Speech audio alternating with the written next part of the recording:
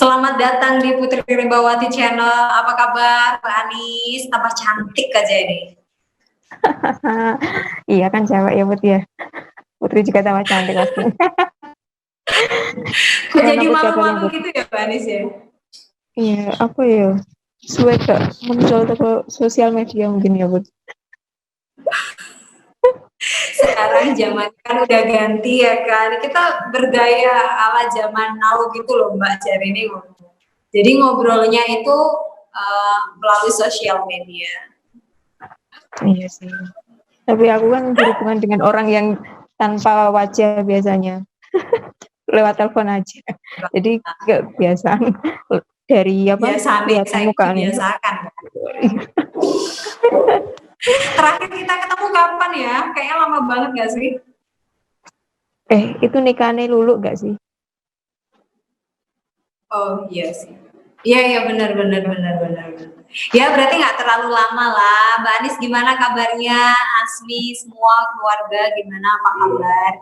Ya, alhamdulillah keluarga sehat. Kalau Putri gimana? Alhamdulillah. Lagi di rumah aja kan, Mbak? Iya, lagi di rumah kan. Di rumah dan dirumahkan. Lagi dirumahkan ya, lagi dirumahkan. Ini bahasanya ambigu ini, dirumahkan atau dirumahkan gitu. Di rumah dan dirumahkan. Ini bahasan topik yang kayak sepanjang masa gitu nggak sih? Sepanjang masa. Kayaknya semua ada masanya ketika orang akan melewati masa ini, lalu masa ini orang akan membahas tentang ini gitu. Kalau dari pengalamannya Mbak Anis sendiri, berdasarkan pengalaman, lalu Mbak Anis itu bisa mendeskripsikan apakah jodoh itu jodohku, jangan nyanyi ya. Ojo nyanyi loh Mbak Anis, jangan-jangan nanti mau nyanyi lagi, waduh. Nah, suaranya penyanyi loh ini. Penyanyi apa? Penyanyi kamar mandi. Yoi, sama aku juga. Gimana Put? Apa Mbak? Kalau berdasarkan pengalamannya Mbak Anis mendeskripsikan apa itu jodoh, pengertian jodoh, menurut pengalaman Mbak Anis. Jodoh. Apa ya Put? Berat nih kata ini. Kalau mikir kayak wah kena banget lah, ekspresinya pas banget misalkan di zoom kamera sambil mikir gitu. Gimana Mbak?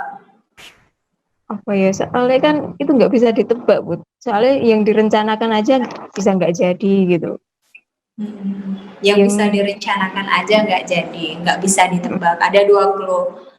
Direncanakan nggak jadi, nggak bisa ditebak. Apakah ini ada hubungannya dengan pengalaman? Kenapa muncul dua kata ini? Yang pasti pengalaman lah ya, sudah menjalani itu pasti bisa ngomong kayak gini. Bisa cerita nggak?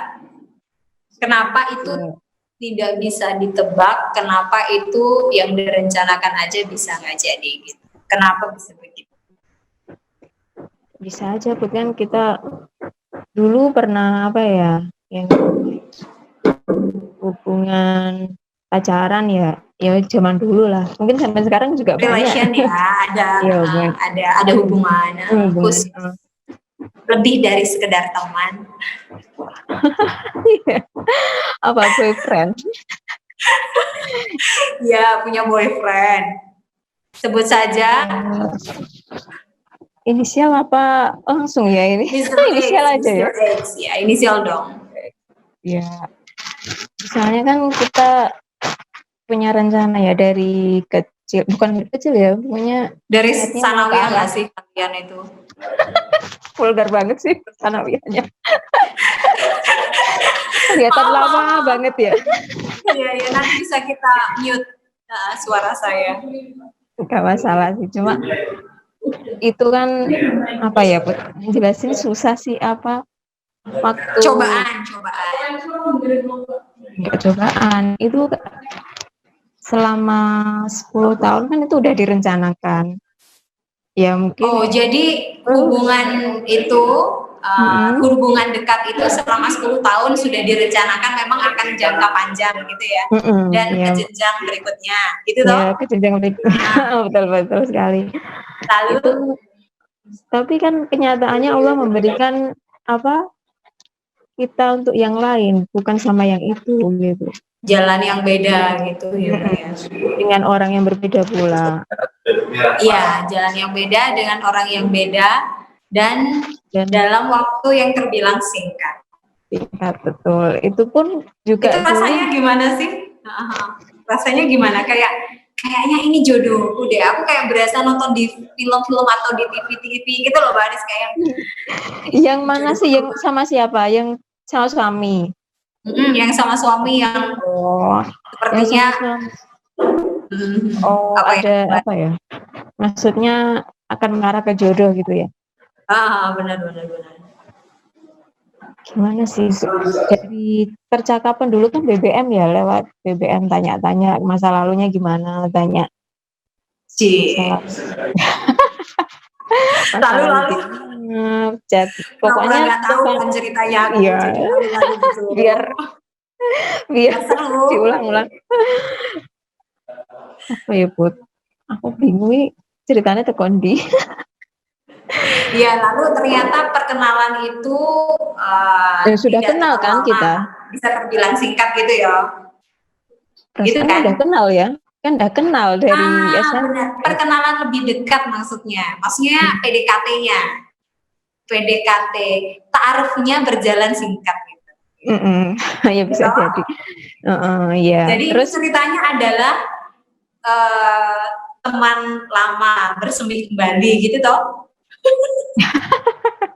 Bisa jadi sih, padahal kan dulu teman tapi nggak pernah dulu teman ya. Aja, bahkan mungkin nggak pernah ngobrol. Bisa jadi ya ngobrol sekali 2 kali.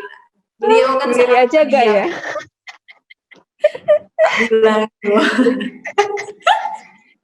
Terus. Api. Ini cerita ini bisa di movie. Ini based on true story dari YouTube channel ke movie. Bisa nanti bukan sama produser ya. Aku bintangnya. Gitu ya. Lalu. Setelah itu kan dia tanyain gimana sih masa lalumu, kok maksudnya statusnya kan pas chat itu sama-sama single lah ya, sama-sama ya, orang tua juga bingung waktu itu umur sudah sekian kok belum nikah terus. Kok dikriseni lah jenis wong tua pengennya dan cepat. Padahal kan masih kosong-kosong ya, terus nggak tahu. Sama-sama kosong.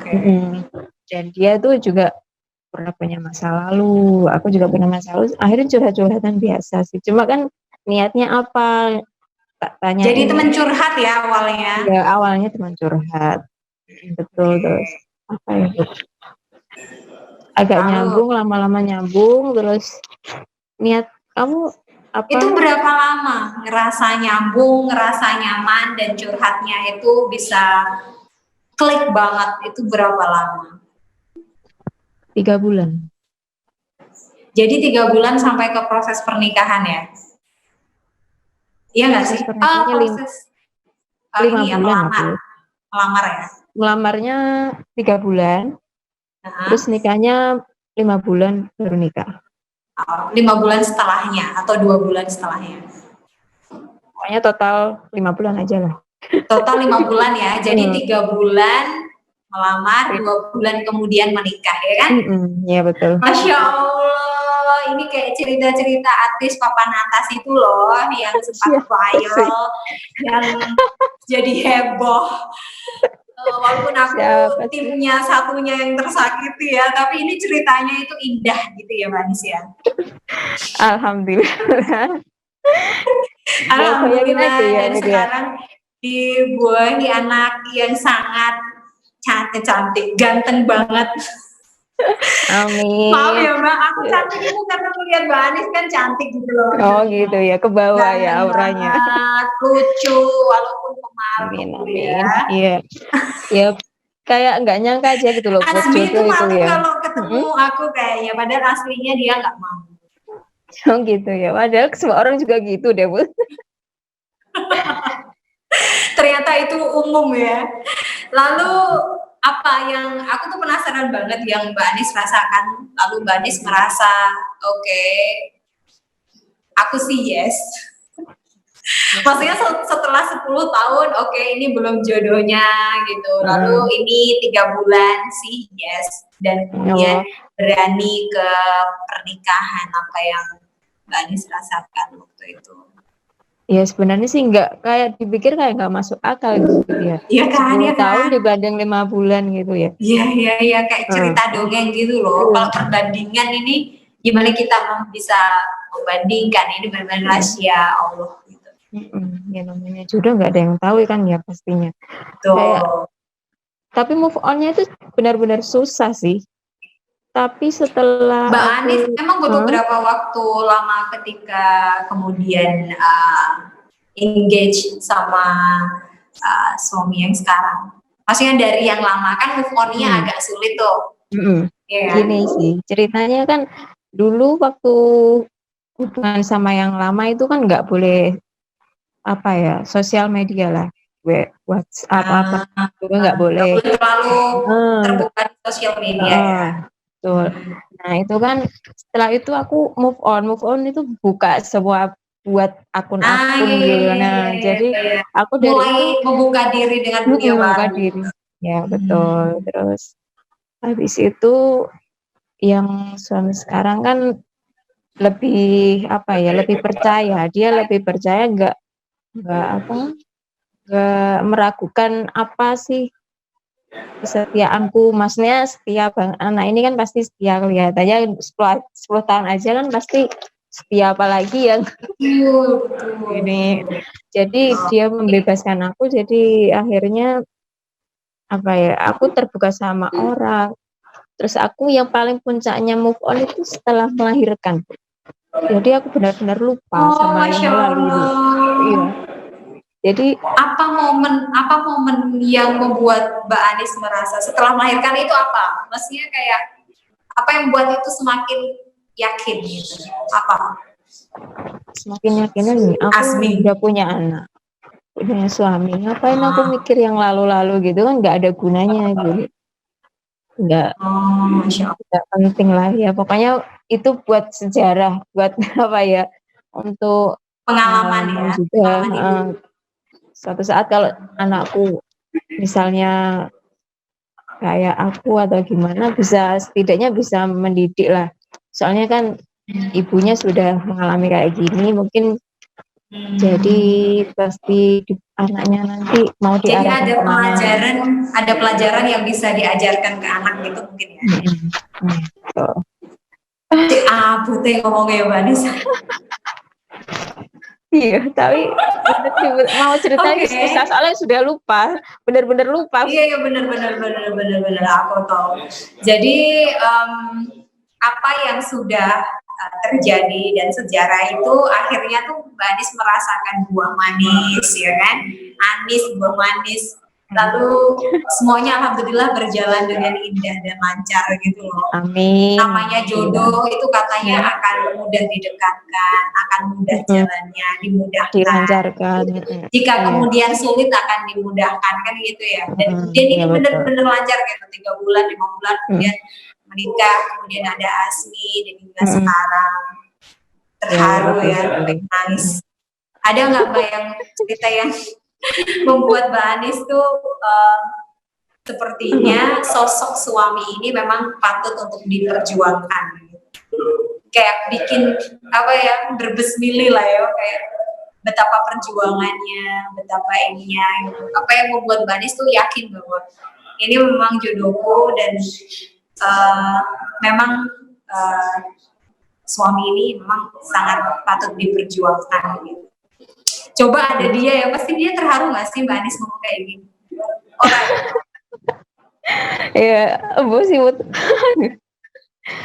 Ya, sih ya, buat ya.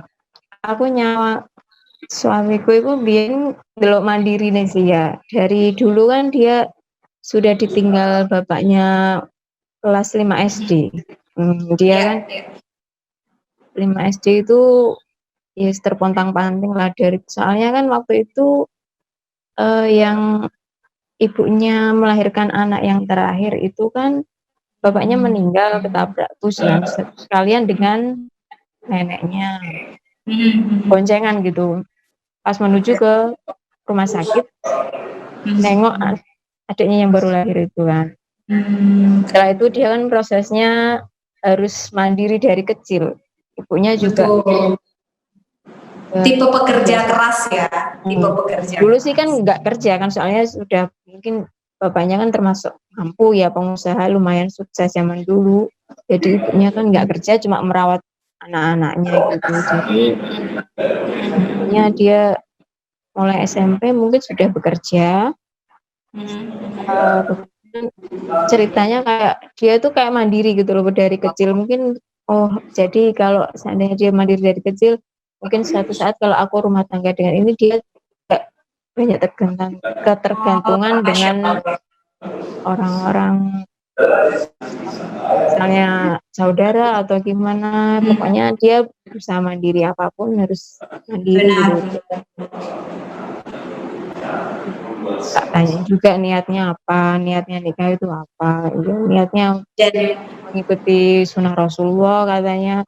Iya, Masya Allah. Dan dia emang terkenal sangat pendiam ya waktu itu, kelihatan pekerja keras. Maksudnya tuh pendiamnya itu bukan pendiam yang menyimpan atau liar di belakang, enggak, karena memang orangnya, iya kan, kita tahu sendiri. Lalu mungkin yang bikin spesial lagi adalah Mbak Anis, cinta pertama dia, iya nggak sih? Ya enggak lah, Put. Dia juga punya masa lalu. Dia udah punya masa lalu. Kan pas kita curhatan dulu kan pernah apa ya? Dia pernah dikecewain sih. Dikecewain sama ngakunya cewek itu ya single. Ternyata itu istrinya orang, tahu nggak sih? Serius? Iya, Wah, makanya ini itu. bisa jadi topik baru nggak sih, bahasan topik baru kalau bahas tentang itu. Lucu banget katanya. Kayak gitu. Iya, dia tuh pernah suka, tapi nggak tahu ikatan pacaran atau enggak. Pokoknya suka, sama-sama suka. Suka-sukaan pasti. Iya, mungkin nggak kehitung, gitu. nggak kuhitung. Jadi aku ngitungnya itu Mbak Anis cinta pertama dia udah.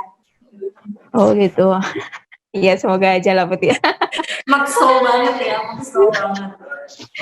Ya, terus apa ya Put? Tanya apa lagi? Dan keluarga Mbak Anis mungkin juga sangat ini ya, sangat welcome gitu ke suami. Ya, alhamdulillah welcome. Iya, karena mungkin yang nggak banyak orang tahu, orang kita juga baru cerita ya. Kan yang tadi berjalan 10 tahun itu kebetulan juga beda agama kan. Iya, beda agama juga. Tapi kan anehnya, ya bukan aneh sih, mungkin alhamdulillah dia juga udah dapat hidayah dari orang lain. Itu pun juga alhamdulillah. Oh, Masya Allah. Berarti si X itu ini sudah mualaf juga seperti kita. Seperti kita, apa yang kita yakini ya. Iya, alhamdulillahnya kan nggak sama saya, cuma sama orang lain juga sama-sama masuk Islam lah ya. Alhamdulillah. Oke, no comment. Aku takut kalau komen terlalu banyak. Nggak apa-apa sih, Bud. Aku agak lupa. Aslinya sih aku udah pernah menyampaikan ke Mbak Anis ya komen asli, tapi kita nggak menyampaikan komen asli di sini. Kita bahas yang general di mana jodoh siapa yang tahu ketika sudah dekat dengan seseorang yang memang sudah direncanakan, yang kita suka, ternyata itu tidak baik buat kita menurut Allah ya kan, akhirnya kan yang lain yang versi singkatnya tadi ternyata itu yang jodoh dan juga sampai insya Allah nanti sampai ke jannah ya Mbak Anis ya. Amin, amin ya Rabbal Alamin. Apa Mbak bedanya ketika dulu PDKT waktu menikah, sebelum menikah, lalu setelah menikah, apa yang beda?